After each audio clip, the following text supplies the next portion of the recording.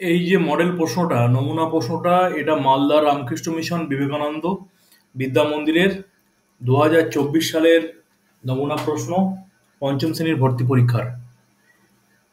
তোমরা যারা বিভিন্ন রামকৃষ্ণ মিশনে পরীক্ষা দেবে, নরেন্দ্রপুর, পুরুলিয়া, দেওঘর, অহরা, প্রত্যেকে তোমরা এই মডেল প্রশ্নটা প্র্যাকটিস করবে। মালদা আছে বলে যে এটা মালদার জন্যই পড়বো আর বাকি আমরা মালদাতে ফর্ম ফিল আপ করে নিয়ে পড়বো না, এরকম নয়।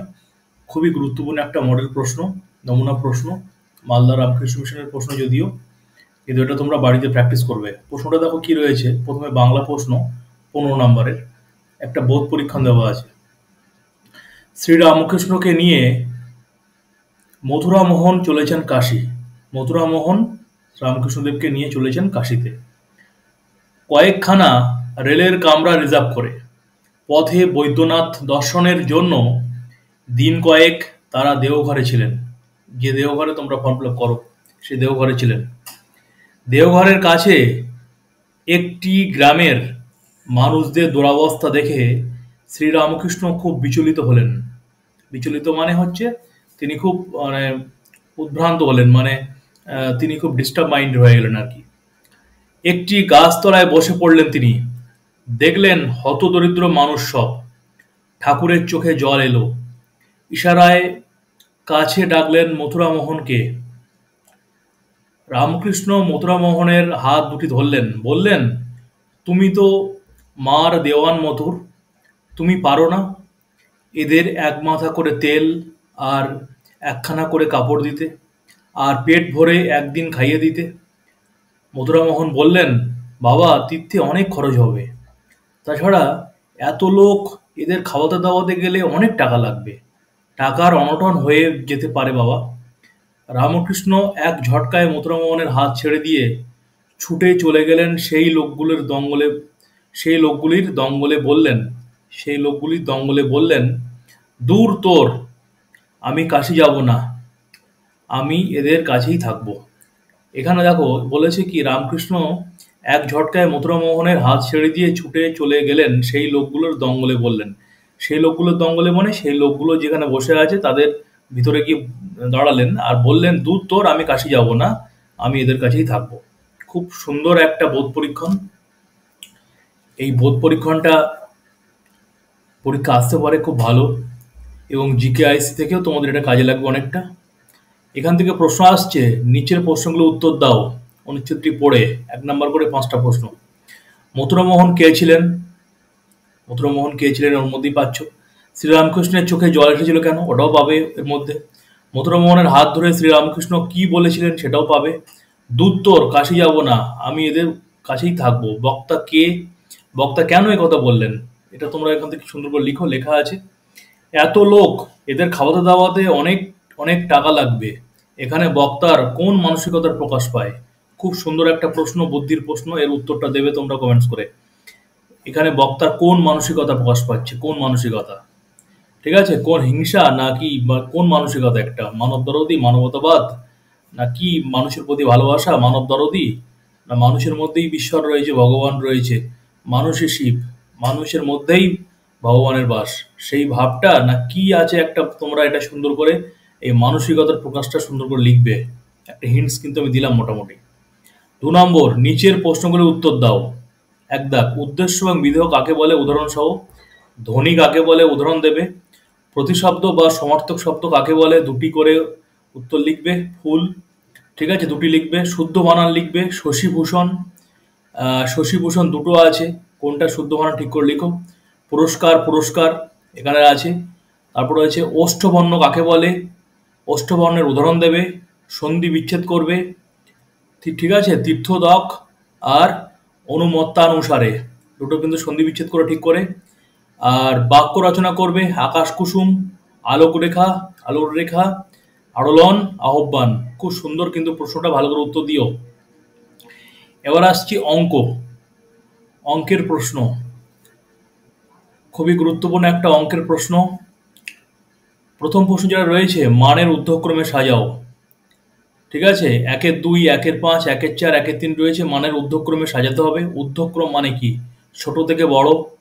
তারপরে প্রশ্ন রয়েছে, কোনো অঙ্কের ভাগফল 23 ভাগশেষ নয়, ভাজক 29 হলে ভাজ্য কত? ঠিক করে উত্তর দিও। এটার সূত্র আছে, সূত্রটা কাজে লাগিয়ে। 3 নম্বর, দুই সংখ্যাটি জোড় সংখ্যা হওয়া সত্ত্বেও মৌলিক কেন? খুবই গুরুত্বপূর্ণ প্রশ্ন, 2 নম্বরের প্রশ্ন, পরীক্ষা আসতে পারে। এই সংখ্যাটা, দুই সংখ্যাটা জোড় হওয়া সত্ত্বেও মৌলিক কেন? তারপরের প্রশ্ন, ত্রিভুজ কয় প্রকার ও কি কি? এখানে ত্রিভুজের কটা অংশ সেটাও পড়ো। 1 বছর সমান কত ঘন্টা? 1 বছর সমান কত ঘন্টায়? ঘন্টায় নিয়ে যেতে হবে। তারপরে প্রশ্ন, পিতার বয়স পুত্রের বয়সে দ্বিগুণ, পুত্রের বয়স 20 বছর হলে 5 বছর পরে পিতার বয়স কত হবে? পারবে এটা? ভেবেচিন্তে করো। কমল 300 টাকা নিয়ে বাজারে গেল, বাজারে আলুর দাম 10 টাকা কেজি, মাছের দাম 200 টাকা কেজি, পেঁয়াজের দাম 20 টাকা কেজি, পটলের দাম 30 টাকা কেজি। কমল 2 কেজি আলু, 500 গ্রাম মাছ, 1.5 কেজি পটল কিনলো। কমলের কাছে কত টাকা থাকলো? এটা কিন্তু এই সরলের সাহায্যে করো। ঠিক আছে, সরলের সাহায্যে করলে সুবিধা হবে। তারপর বলেছে 87 জন ছাত্র নিয়ে মহানন্দা নদীতে প্রকৃতি পাঠের জন্য যাওয়া হলো। সঙ্গে নেওয়া হলো 180টি সেদ্ধ ডিম, 360টি কলা। সকল ছাত্রকে সমান সংখ্যক ডিম ও কলা দেওয়ার পর বাকি ডিম ও কলা রাখাল বালকদের মধ্যে ভাগ করে দেওয়া হলো। রাখাল বালকেরা মোট কটি ডিম ও কটা কলা পেয়েছিল? ভেরি ভেরি ইম্পর্টেন্ট অঙ্ক, করবে, আনসারটা কমেন্টস করে জানিও। তারপরে প্রশ্ন, লুডোর ছকের আকার বিশিষ্ট একটি ঘনক আকার কাঠের বাক্সের একটির বাহুর দৈর্ঘ্য এত মিটার, বাক্সটির চারিদিকের প্রত্যেকটি লোহার পাত দিয়ে মুড়তে কত মিটার লোহার পাত লাগবে? চারিদিকে মুড়তে মানে বুঝতেই পারছো পরিসীমার কথা বলছে না, ক্ষেত্রফল, এটা বুঝে করো। তারপরে দেখো, একটি ব্যাগ তৈরি করতে 220 টাকা লাগে, খরচ হয় আর কি। ওই ব্যাগ যদি 244 টাকায় বিক্রি করা হয় তবে শতকরা লাভের পরিমাণ কত হবে? ভেরি ভেরি ইম্পর্টেন্ট অঙ্ক, বুঝে করো, লাভ ক্ষতির অঙ্ক। একটি ক্যাম্পে 5 জন লোকের 20 দিনের খাবার ছিল। ওই খাবার 2 দিন খাওয়ার পর বলেছে 3 জন চলে গেল বলেছে। বাকি খাবার দিয়ে ক্যাম্পটি কতদিন চলবে? এটা কিন্তু ওয়েকিং নিয়মের অঙ্ক, বুঝে করো। ঠিক আছে, এই হলো অঙ্ক এবং বাংলার মডেল প্রশ্ন। তারপরে দেখো, এখানে একটা ইংলিশের কম্প্রিহেনশন টেস্ট দিয়েছে। ঠিক আছে, এই যে কম্প্রিহেনশন টেস্ট, এই কম্প্রিহেনশন টেস্টটা পড়বে, পড়ে এই নিচের প্রশ্নগুলো যেগুলো আছে, এখানে প্রথম যে প্রশ্নটা দিয়েছে, give the meaning of the words in Bengali. এই ওয়ার্ডগুলোর বেঙ্গলি মিনিং লিখতে হবে, পরীক্ষা কিন্তু আসবে বেঙ্গলি মিনিং। এটা ভালো করে পড়বে, আমি পড়লাম না, ভালো করে পড়ে এটা উত্তর দেবে। আমি এই ভিডিওটা পজ করে এটা পড়ে উত্তর দিও ঠিক মতো। 2 নম্বর বলেছে answer the following question from the above test, নিচের এটা পড়ে নিয়ে এটা উত্তর দেবে। ঠিক আছে, এই প্রশ্নটা এটা পড়লাম না, প্রশ্নটা উত্তর দিও। 3 নম্বর বলেছে arrange the following sentence in the correct order, এগুলো উল্টো পাল্টা দেওয়া আছে। Put the numbers in the boxes, এই বক্সের মধ্যে নাম্বারগুলো লিখবে। এটা বুঝিয়ে দিই ব্যাপারটা, ঘটনাগুলো উল্টো পাল্টা দেওয়া আছে। এটা পড়বে, কম্প্রিহেনশনটা পড়ে ঘটনাগুলো প্রথমে যেটা আছে সেটা 1 নম্বর, পরে যেটা 2 নম্বর, পরপর সাজাতে হবে। ভেরি ভেরি ইম্পর্টেন্ট পার্ট কিন্তু এটা কোশ্চেনের, এটা কিন্তু আসে, ঘটনাগুলো ক্রম অনুসারে সাজাতে হবে, ভালো করে দেখো। আর বলেছে ট্রান্সলেট ইন্টু ইংলিশ, ইংরেজিতে অনুবাদ করতে হবে, এটা ভালো করে পড়ে করো। আর অ্যারেঞ্জ ইন অর্ডার, এগুলো কিন্তু উল্টো পাল্টা দেওয়া আছে, অ্যারেঞ্জ করতে হবে। অ্যারেঞ্জ করে মেক সেন্টেন্স বলে, এখানে মেক সেন্টেন্স যদি বলেনি কিন্তু অ্যারেঞ্জ করবে। তারপরে বলেছে use a and the article, যেটা আছে এটা ভালো করে ফিল আপ করো, খুব গুরুত্বপূর্ণ। তাহলে আর্টিকেলটা ঠিকঠাক উত্তর দিও। তারপর বলেছে write a paragraph about your favourite garden or game, তোমার একটা ফেভারিট প্রিয় গার্ডেন আর গেম নিয়ে সুন্দর করে একটা প্যারাগ্রাফ লিখবে। 3 নাম্বার আছে, মিনিমাম তো তোমাকে 6-7 লাইন 10 লাইন লিখতে হবে, মিনিমাম তো 6-7 লাইন তো লিখতেই হবে। আমার মতে 8 লাইন লিখো, ভুল হতে পারে 1-2 লাইন, নাম্বার কাটা যাবে না তাহলে। এই হলো খুব সুন্দর একটা নমুনা প্রশ্ন, ভালো করে এই প্রশ্নটা উত্তর দাও, বাড়িতে প্র্যাকটিস করো, কমেন্টস করে আনসারগুলো জানাতে পারো।